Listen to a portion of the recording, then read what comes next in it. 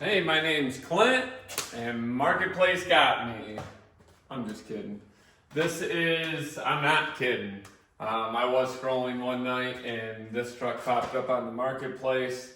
I knew the truck, it's a couple hours north of me. I ran up, bought it, had to have it. So, this is my 1989 International 9370 Eagle. Didn't have no intentions of buying a truck, but this one came up on the market and I had to have it.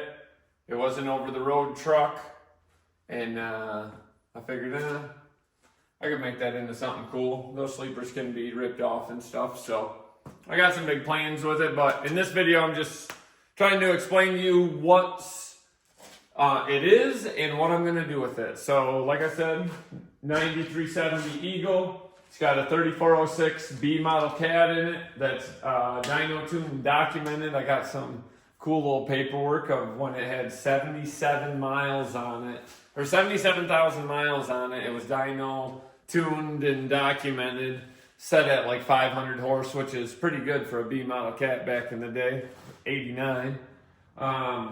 Old boy ended up putting a 13 speed in it pretty recently. It had some new rear ends in it and a Weller tag on it, and Weller is a local remanufacturing or whatever place for truck parts. And I called them, and they had serial numbers on them, and they said, well, he had that in 2022.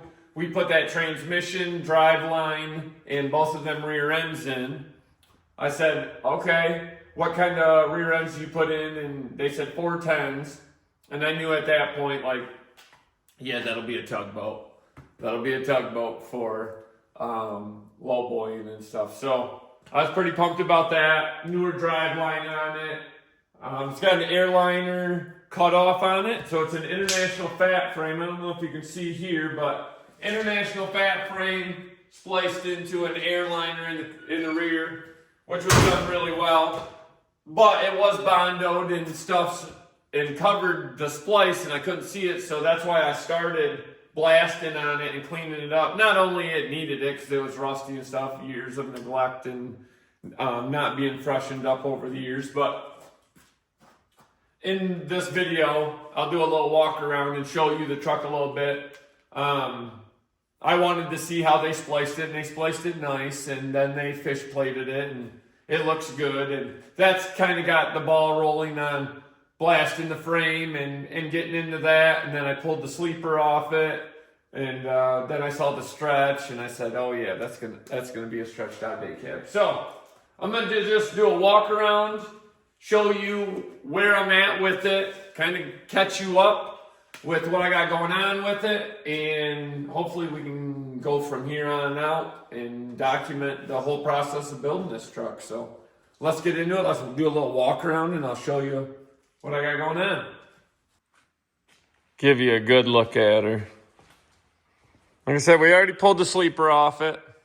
She's a 265-inch wheelbase truck, so, and it had a double bunk 60-inch sleeper on it. So with no sleeper on her, she really got that look that I'm looking for with the stretch. But anyways, fat frame, skinny frame. This is what I wanted to explain to you. Right here, they spliced it in, and it was body work. See, you can see the bondo around some of the bolts because they did some body work through here. And they did body work because you can see it. They cut it here, and then they went down, and it's through that cross member and down over here. So, and then they had body filler over top of it. But it all looked really good when I got into it, blasted it.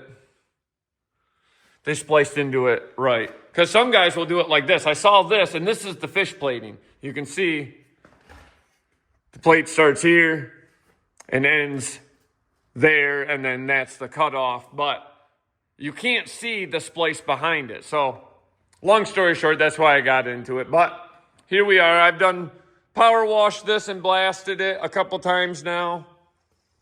We'll get into some body work onto it because there was some rust jacking behind some of the things, and there's just some pitting on the frame here and there. This was behind the fifth wheel plate, but overall it looks really good. We'll body work this whole frame, blast this whole frame. This is where the sleeper was. I was just getting into this. This is about 20 minutes of blast and just a real light blast on it, just to get into it and see what it looked like. And it all looked good. And I'll continue on this way. I just pulled these tanks last night and I haven't got into any of this. So I'll pull this truck back out and blast this again. I got to power wash it first, power wash all this stuff first, and then blast it. And then I'll bring it in here and start grinding on it and cleaning everything up. We'll probably replace them tank mounts and stuff. But yeah. Cross member. The only thing that was really bad was these cross members. They had some heavy rust jacking on them. So I had my buddy build me some new cross members. Just getting them all mocked up and set. Got to get the holes drilled in them still. And then back here, I didn't blast this or nothing because I want to mount a pintle on here. And this wasn't thick enough, so we ended up going with like a 6-inch. I'll cut that out or unbolt that and put that in there. And then I'll end up probably doing like I call it a magic carpet. You'll see. We'll just keep working our way around this, tinkering on it. End up putting a back window in here, fabbing up. I don't know which way we're going to go with it this way. I would like to go this way with a door. How cool would that be? That'd be wild.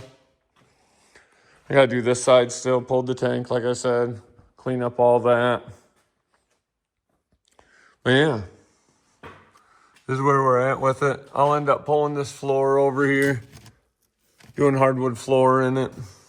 Probably some interior work. We'll probably end up doing some interior in here, so that'll be cool.